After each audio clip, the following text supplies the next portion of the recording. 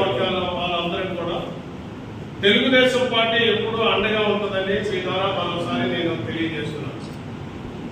ఈవేళ ఆంధ్రప్రదేశ్ నియోజకవర్గంలో తీసుకుంటే ఎస్సీ నిధుల నుంచి కానివ్వండి, సీఎం రిలీఫ్ ఫండ్ నుంచి కానివ్వండి, అలాగే సుడా నుంచి కానివ్వండి, పంచాయతీరాజ్ నుంచి కానివ్వండి, అలాగే ఆర్ఎన్బి నుంచి కానివ్వండి, ఎన్ఆర్ఈజిఎస్ నుంచి కానివ్వండి, ఏ డిపార్ట్మెంట్ నుంచి తీసుకున్నాయి ఈ నియోజకవర్గంలో పిన్ టు పిన్ కారణాలు అనేటువంటిది అభివృద్ధి చేసే దిశగా మన గౌరవ శాసనసభ్యులు మన పియూసీ చైర్మన్ కోమటిరెడ్డి కుమార్ గారు తీసుకెళ్తున్నారని మీ అందరికీ నేను మనం చేస్తున్నాను.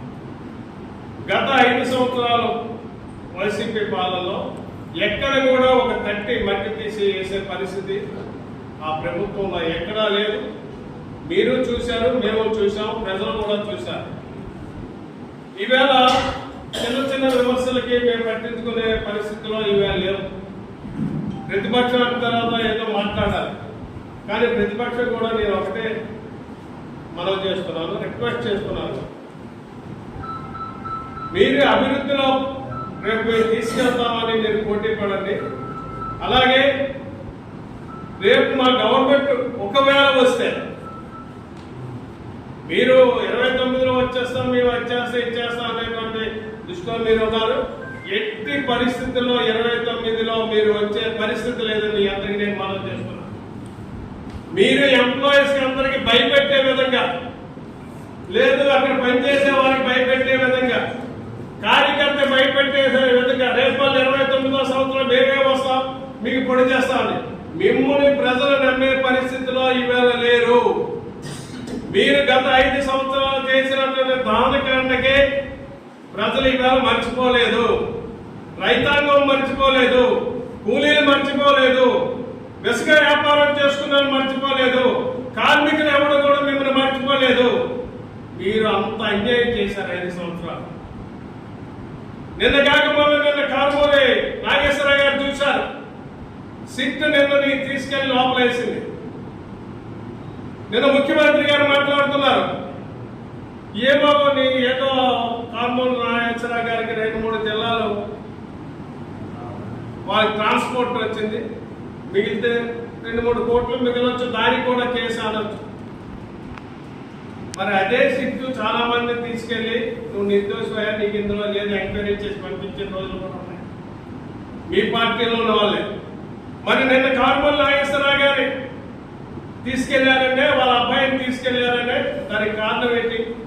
ఇంకా ఆయనతో ముగిసిపోలేదు, చాలా పెద్ద తలకాయలు ఉన్నాయి.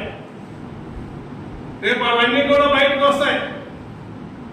మేము మీలా దొరికిన వాళ్ళు, రోడ్డు మీద దొరికిన వాళ్ళకి, మాస్క్ అడిగిన వాళ్ళకి పిచ్చి హాస్పిటల్లో జాయిన్ చేసి విపరీతమైన హెరాస్మెంట్ చేసి బట్టలు ఎక్కిసి రోడ్డు మీద చెప్పే వాళ్ళని చనిపోయే స్థితికి మీరు తీసుకెళ్లే పరిస్థితిలో ఈ ప్రభుత్వం లేదు. తెలుగుదేశం పార్టీ ఎప్పుడు కూడా ప్రజల సంక్షేమాన్ని కోరు తెలుగుదేశం పార్టీ. సమాజమే దేవాలయం, పేదవాడు దేవుడు అయినటువంటి పరిస్థితుల్లో తెలుగుదేశం పార్టీ ఆనాడు ఎన్టీ రామారావు ముఖ్యమంత్రిగా ఉన్నప్పుడు పెట్టినటువంటి నినాదం ఈ రోజు కూడా కొనసాగిస్తున్నాం. ఆ రోజు ముఖ్యమంత్రి గారు ఉండే క్రిస్టేషన్ ఎన్టీ రామారావు గారు ఏ ప్రజల ఉన్నతికైతే ప్రభుత్వం పెట్టాడో, పార్టీ పెట్టాడో, ఆయన తాలూకు అంశాలన్నీ కూడా ఈవేళ చూసి తప్పకుండా ప్రజలకి సేవ చేద్దామనే ఉద్దేశంతో తెలుగుదేశం పార్టీ ముందుకు తీసుకెళ్తుంది. మరి కోన రవికుమార్ గారు వచ్చి గత 2014-19 మధ్యలో అనేక అభివృద్ధి కార్యక్రమాలు చేశారు స్వర్ణయుగంలో. మళ్ళీ ఈరోజు 2019-24 మధ్యలో ఎక్కడ వేసిన గొంగలు అక్కడే వైసీపీ ప్రభుత్వం వచ్చింది. మరి ఈవేళ 2024 అధికారంలోకి వచ్చాక ఈవేళ ఆంధ్రప్రదేశ్ మున్సిపాలిటీలో తీసుకుంటే అన్ని వాటిని కూడా మేము అభివృద్ధి దిశలో తీసుకెళ్తున్నాం, అన్ని డిపార్ట్మెంట్ ఫండ్స్ పేరు. దానికి కారణం ఆయనకున్న విజన్. మనకి భగవంతుడు ఒక అవకాశం ఇచ్చారు, ప్రజలు ఒక అవకాశం ఇచ్చారు. ఈ అవకాశం ప్రజల గురించి మనం వినియోగించాలి, ప్రజల శ్రేయస్సు గురించి మనం పాటుపడాలి, ప్రజల అభ్యున్నతికి పాటుపడాలి, వార్డు డెవలప్మెంట్ పాటుపడాలనే ఉద్దేశంతో ఈవేళ కోన రవికుమార్ గారు పనిచేస్తున్నారని అందరికీ నేను మనం చేస్తున్నాను.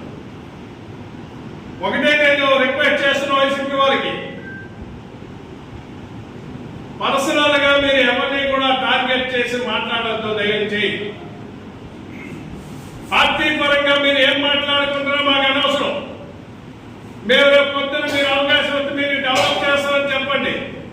డెవలప్మెంట్ లో మీరు పోటీ పడండి, అభివృద్ధిలో పోటీ పడండి, మేము మీతో పోటీ పడుతున్నాం. కానీ మీరు అనవసరమైనటువంటి వ్యక్తిగతమైన దోషాలకు వెళ్ళి వ్యక్తిగత దోషాలు మానండి అనే మీకు పత్రికా విలేకరుల ద్వారా మనం చేస్తున్నాం. ఇక్కడ ఉన్నటువంటి చాలా మంది పెద్దలు చాలా గత 2 మాసాలు మనం విన్నాం అనేకమైనటువంటి ఆరోపణలు. ఎక్కడైనా మీరు రుజువు చేసుకున్నారా? ఎక్కడా మీరు రుజువు చేసుకోలేకపోయారు. దానికి కారణం మీరు నింద ఇవ్వాలి, నింద నిరూపించాలి. తప్పు జరిగిందని నిరూపిస్తే ఆ రోజు ప్రజలు మీకు విశ్వసిస్తారు. ఈవేళ రవికుమార్ గారు ఈ రామనాథవాస నియోజకవర్గంలో 4.5 కోట్ల రూపాయలు 435 మంది 37 మందికి ఇవాళ సీఎం రిలీఫ్ ఫండ్ తెచ్చి ఇచ్చారు. అది పనితనం. అలాగే ఈవేళ ప్రతి గ్రామానికి ఇవాళ కృష్ణాపురం నుంచి ఇవాళ లక్ష్మీపేట జంక్షన్ వరకు 2 కోట్లతో సీసీ రోడ్డు అభివృద్ధి చేస్తున్నారు. ఈవేళ మరి అలాగే బిఆర్ నగర్ లో సోడా గ్రాంట్ల కింద 2 కోట్ల రూపాయలు అభివృద్ధి పెట్టారు ట్రైన్స్. అలాగే మెయిన్ రోడ్ లో ట్రైన్స్ అన్ని కూడా మరామతులు చేసి కొత్త ట్రైన్స్ అన్నటువంటి ఏర్పాటు చేస్తున్నారు.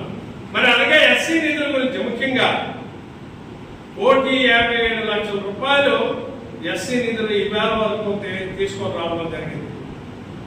మరి గతంలో తిమ్మాపురంలో సిసి డ్రైన్ అన్నటువంటిది 2 లక్షల రూపాయలతో వేయడం జరిగింది. అలాగే 3వ వార్డులో providing CC road and drain అన్నటువంటి వేయడం జరిగింది కేంద్రాలపేట.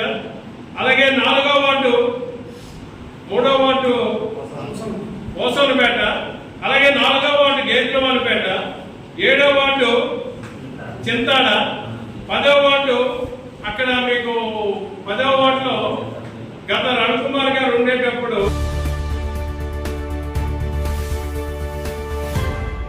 Stay informed with BTV Media.